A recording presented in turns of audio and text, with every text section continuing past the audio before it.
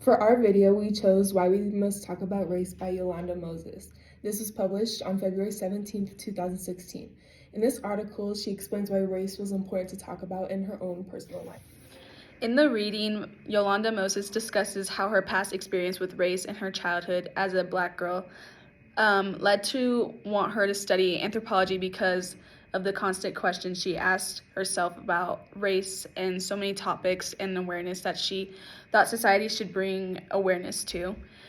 Yolanda Moses talks about how it's important to know other people's identity when it comes to race, and we can't deny the facts and inequality that is rooted in society. She talks about how there is so many subjects and problems with race right now, and gives the example of Black Lives Matter and police shootings that happened a lot during COVID time, like pandemic, but is also still around today. And even though it's more settled down and quiet, it's still a big topic that society still needs to talk about. It's important to keep this subject alive because we don't want to keep going in circles and ending up having to keep protesting and bring awareness on social media because society won't grow from our mistakes in the past. For example, Yolanda Moses states, "I talk about race using examples from my own life in the attempt to give students permission to discuss racial issues." She uses this method to also hopefully give awareness to students that have control over the future and perceive to the topic of race. Especially in today's society, we have so much control over social media, like I explained, that she uses her experience with her students because she knows that, especially with our generation, that we can probably make a bigger impact in society with race, in the subject with it. She asked the question, what does race mean in people's lives? And this question can coordinate with identity, and specifically racial identity. In the article of National Museum of African American History and Culture, they talk about how people will normally ask themselves, how do others perceive me, or how do I identify myself? An example of that is in society sometimes people will look at a Black girl and think, oh, she's whitewashed, or she dresses like a white girl, or she doesn't act her race. And it's the same thing with a white girl. If she were to wear a certain hairstyle that most Black girls wear, or talks ghetto, or like a Black girl, she would be judged for that too. And so you constantly are in your head about how you act and how people perceive you in society because you don't want to get judged, you don't want people to get mad at you, but you also want to be yourself at the same time.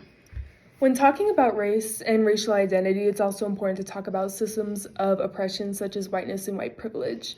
According to the National Museum of African American History and Culture, whiteness isn't just a race, it's also an ideology, like the way we think and stuff. Whiteness strengthens systems of oppression, grants advantages and privileges to white people, and as it's accepted as the normal or the norm, the way to exist, it exists as an everyday microaggression to people of color.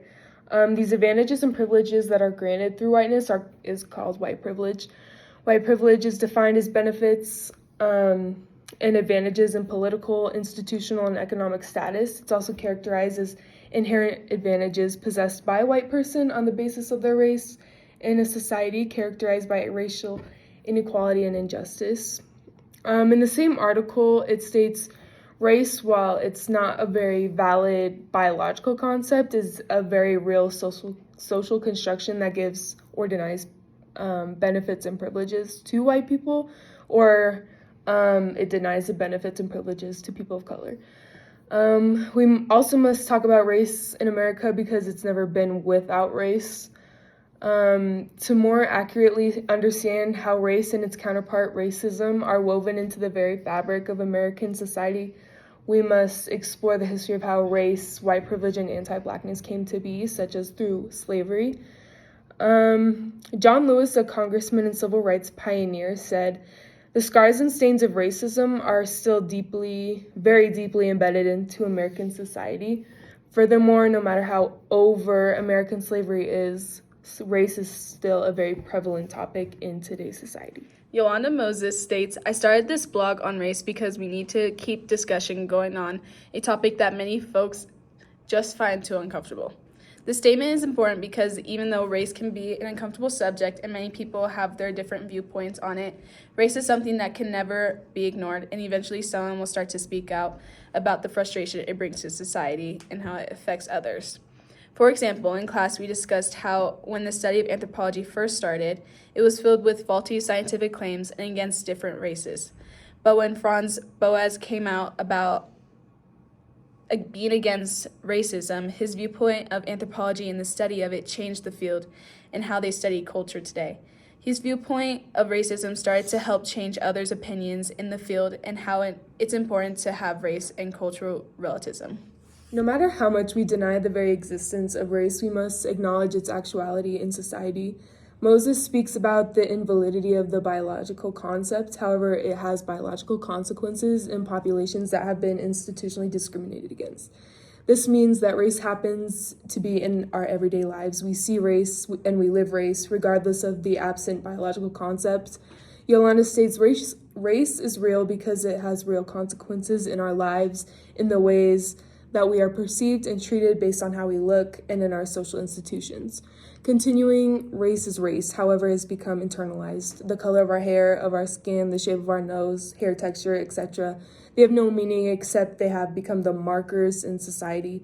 They simply have no meaning other than that which we ascribe them in social, political, and historical contexts. All right, to conclude, it's important to talk about race because it creates a platform where one can come and share experiences, feel a part of a community, and even build their identity, figure out who they want to be and what they want to represent.